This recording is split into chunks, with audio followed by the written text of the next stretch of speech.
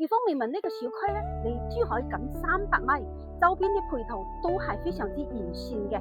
我哋優越城就係旁邊，同埋去到我哋三門會員店大概都係10分鐘左右啫。小區配套有咩咧？有我啲塑膠跑道啦，同埋我哋嘅室內游泳池同埋室外游泳池，仲有我哋有籃球場啦、羽毛球場啦，仲有我哋嘅兒童遊樂設施同埋老年健身設施。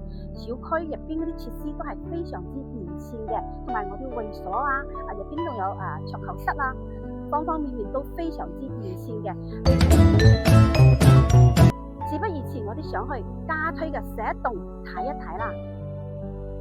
離珠海1路之隔嘅樓盤，一方面睇睇呢個示範單位，呢個加推咗11棟嘅119方，可以做到4房2廳2衛嘅喎，睇睇啲客廳係非常之闊綽嘅喎。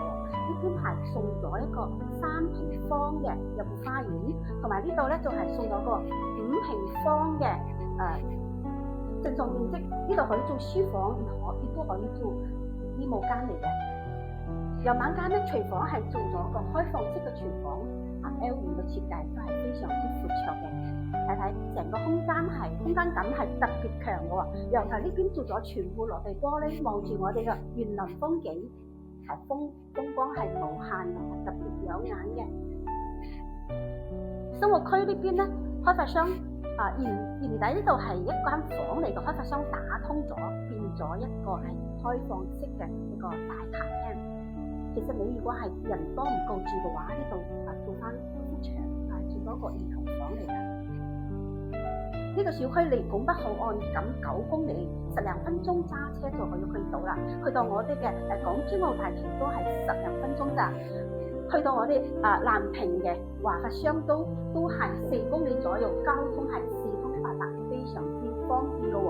開通咗坦洲大道之後咧，去到邊度都係咁便捷嘅。睇翻所有嘅房間，呢個飄窗嘅位置全部係搭咗嘅，屬於係贈送面積嚟嘅。所有房間係顯得特別通透嘅。